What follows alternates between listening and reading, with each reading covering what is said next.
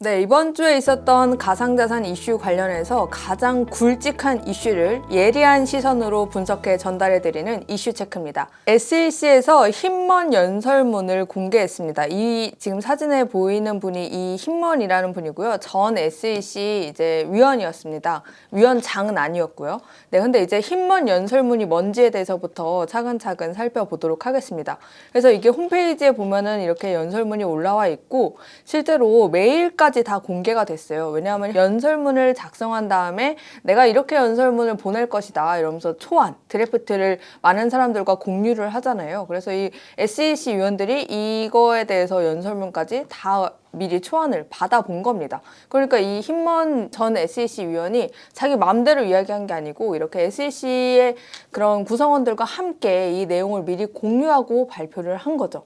자, 그래서 힘먼 연설문이 무엇이냐 설명을 드리면요. 네, 2018년 당시에 SEC 임원으로 재직했던 윌리엄 힘먼이 말한 연설문입니다. 네, 이분의 직책은 기업 금융 부서의 디렉터다, 부장. 이다 라고 볼 수 있고요.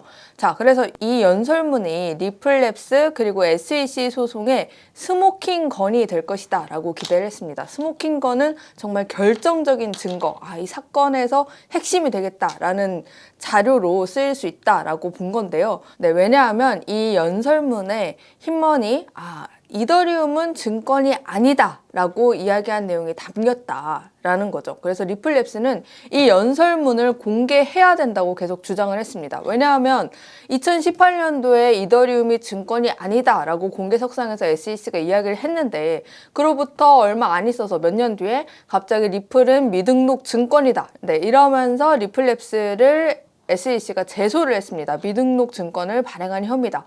그래서 이 소송이 계속 지금 몇 년째 이어지고 있거든요. 네, 그래서 리플랩스는 이 연설문이 공개되면 SEC 주장의 모순을 지적할 수 있다라는 계속 이런 주장을 펼쳐왔는데요. 그래서 계속 리플은 그렇게 주장을 했는데 SEC는 계속 이 자료를 공개하기 꺼린 겁니다. 그래서 법원에도 이거 비공개 요청해야 된다. 왜냐하면 아까 제가 살짝 보여드린 것처럼 그 메일에 어떤 SEC 위원들이 이 메일을 받아봤는지 이름까지 다 나와 있으니까 이거 비공개해야 된다라고 이야기를 했거든요. 근데 법원이 이 SEC의 주장을 기각하고 리플의 손을 들어줬습니다. 그래서 바로 13일, 미국 시간으로 13일에 이제 결국 이 연설문이 공개가 된 거예요. 자, 이 연설문이 공개가 되고 나서 그 공개된 시점에 그 리플의 가격을 보면요. 정말 치솟은 걸 확인할 수 있습니다. 그런데 재밌는 거는요. 그러고 나서 다시 가격이 많이 떨어진 겁니다. 심지어 최근 일주일간 이 가격 변동을 보면 최근 일주일 동안 가장 많이 떨어졌어요. 저점인 거잖아요. 이게 대체 왜 그런 걸까? 리플의 주장대로 이 힘먼 연설문이 공개가 됐고 그러면 SEC의 주장에 모순이 있다. 이런 점이 밝혀졌으니 오히려 리플의 가격에 호재로 작용을 해야 되거든요. 근데 잠깐 그랬다가 다시 떨어졌습니다. 이게 어떤 이유 때문에 그런 건지 제가 힘먼 연설문을 처음부터 끝까지 쭉 읽어봤거든요. 그런데 조금 이상한 부분, 애매한 부분이 있습니다. 지금부터 하나하나 말씀드리도록 하겠습니다. 자, 우선 정말 리플이 이야기한 대로 이 A가 있습니다. 여기 보시면요. 일단 비트코인은 기업의 핵심 요소인 중앙화된 제3자가 보이지 않는다. 쉽게 말씀드리면 리플랩스가 열심히 활동을 해서 리플 가격이 오르는 이런 거를 보고 이제 SEC는 증권이다 라고 주장을 하고 있는 거잖아요. 근데 반면에 비트코인은 주체가 없습니다. 그래서 비트코인을 만든 사토시 나카모토가 누구인지도 지금까지 밝혀지지 않았고 비트코인의 가격에 영향을 미치는 요소 중에 어떤 특정 기업의 영리 활동이 비트코인 가격에 직접적 영향을 미친다 라고 이렇게 꼽을 수 있는 기업이 있나요? 사실 없잖아요. 그렇다 보니 이제 이분도 이렇게 이야기를 한 겁니다. 그래서 비트코인은 완전 탈중앙화돼 있다. 그래서 증권법, 미국의 증권법을 비트코인에 적용하는 거는 큰 의미가 없어 보인다 라고 이야기를 했습니다. 근데 이제 그 다음 부분이 저는 조금 주의 깊게 봐야 한다고 생각을 했는데요. 이더리움에 대해서 이야기를 하면서 이렇게 이야기를 한 겁니다. 이더리움 증권 아니다 라고 이야기를 했는데 앞에 이제 나온 내용이 그 자금 조달 방식에 대한 어떤 내용을 차치하더라도 라고 이야기를 한 겁니다. 여러분도 잘 아시겠지만 이더리움도 ICO를 통해서 자금을 모집했거든요. 그래서 어떻게 보면 자금 조달 방식에 있어서는 증권으로 볼 여지가 있는데 일단 그 부분은 차치하더라도 현재 이더리움 네트워크는 탈중앙화돼 있으니 이 관점에서 이더리움은 증권이 아니다 라고 이야기를 한 겁니다. 좀 애매하지 않나요? 네, 그래서 이 문단 앞에 어떤 내용들이 있는지 제가 좀 더 이제 설명을 드릴 건데요. 이렇게 나와 있어요. 디지털 자산 자체는 그냥 단순히 보면 코드에 불과하다. 근데 이제 그것이 판매된 방식에 따라, 여기 나오죠? 판매된 방식에 따라서 대부분의 경우 증권으로 볼 수 있다. 네, 그러면서 판매된 방식이 뭐냐에 대해서도 설명을 하는데요. 투자의 일부로 비사용자에게, 이거는 무슨 말이냐 하면 예를 들어서 제가 솔라나를 샀다고 해서 이 솔라나 네트워크에서 운영되는 어떤 서비스를 이용하기 위해서 사는 게 아니라 그냥 솔라나를 거래소에서 사서 가만히 두고 있는 거죠. 가격이 오를 걸 기대하고. 이런 거는 증권으로 볼 수도 있다라고 주장을 한 겁니다. 그래서 기업을 키우려는 발기인, 이것도 어떻게 보면은 솔라나 재단이 될 수 있겠죠. 솔라나를 발행한, 예를 들면 그렇다는 겁니다. 이런 방식이 투자 계획을 증명한다라고 이야기를 한 겁니다. 그래서 이거 좀 보면 비트 이더 빼고 다 여기에 해당되는 거 아닌가라는 의문이 조금 들 수 있어요. 좀 더 살펴보겠습니다. 네, 그러면서 다음 문단에서 이런 이야기가 나옵니다. 만약 네트워크가 충분히 탈중앙화돼 있다면 더 이상 증권이라고 볼 수는 없다. 그러니까 이더리움이 그렇다는 거죠. 현 시점에서 봤을 때 이더리움 네트워크는 정말 탈중앙화돼 있으니까 이런 부분을 봤을 때는 더 이상 증권이라고 보기는 힘들다라고 이야기를 한 겁니다. 그러면서 또 이야기가 나와요.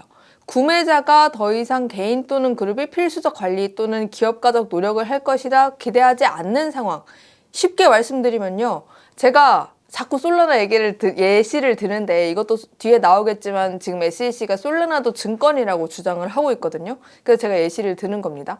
그러니까 솔라나를 제가 샀어요. 근데 그러면 솔라나 재단이 어떤 활동을 하는지에 대해서 계속 보잖아요. 그리고 이 재단이 어떤 활동을 했을 때 이게 솔라나 가격에 영향을 미친다면 이것도 증권으로 볼 수 있는데, 만약에 솔라나 재단이 어떤 활동을 해도 더 이상 솔라나 가격에 영향을 미치지 않는다. 그러면 이거는 증권이라고 볼 수 없다라고 이야기를 한 겁니다.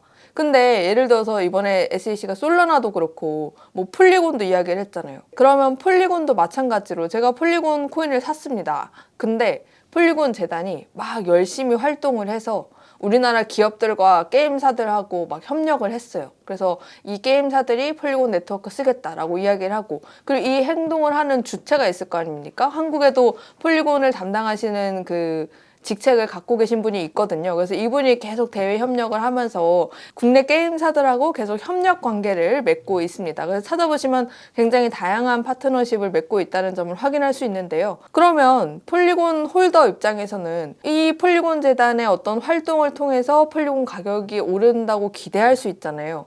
이런 여지가 사실 다분한데 이게 이걸 기대하지 않는 상황이면 증권이 아니다. 그러면 이게 기대가 되는 상황이면 증권이다라고도 볼 수 있다고 SEC는 주장을 하는 겁니다. 자, 그래서 또 이야기가 나오는 게 제3자의 노력이 더 이상 기업의 성공을 결정하는 핵심 요소가 아닌 경우에 정보 비대칭성이 사라진다. 네, 예를 들어서 폴리곤 네트워크에서 일하시는 분이 있습니다. 근데 스타벅스가 NFT, 스타벅스 오디세이를 폴리곤 기반으로 발행하겠다라는 소식을 사전에 알았다면 가격 상승을 기대하고 미리 구매할 수도 있겠죠. 그랬다는 게 아니라 그럴 수도 있다는 가능성을 말씀드리는 겁니다. 그러면 일반 투자자와 폴리곤 재단에서 일하시는 분 간에 어떤 정보 비대칭성이 생기죠. 이랬을 때는 증권이라고 볼 수 있는데, 지금처럼 제3자의 노력이 뭐 이렇게 해도 가격이, 예를 들어서 폴리곤 재단에서 열심히 일해도 이 폴리곤 가격과는 직접적으로 영향을 주지 않는다라고 했을 때는 이런 정보 비대칭성이 이들이 갖고 있다고 해도 이게 큰 문제가 되지 않잖아요. 그러면 증권이 아니다라고 이야기를 한 겁니다. 자, 어떠신가요? 이런 연설문 내용을 보면 이거 지금 발행된 알트코인들 괜찮은 거야? 라는 의문이 드실 수 있을 것 같습니다.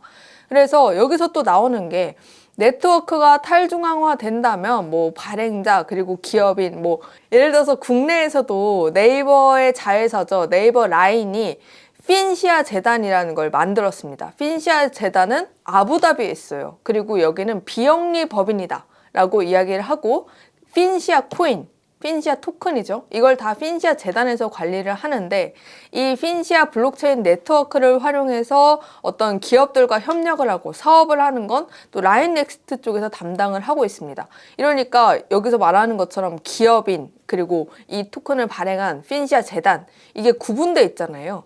근데 이게 만약에 네트워크가 탈중앙화돼 있으면 이런 구분이 무의미하다라고 이야기를 한 겁니다. 근데 물론 지금 핀시아에서는 우리는 처음에 자금 조달하고 이 코인을 발행할 때 ICO를 하지 않아서 우리는 증권에 해당되지 않는다라고 여기에 대해서 밝히긴 했습니다.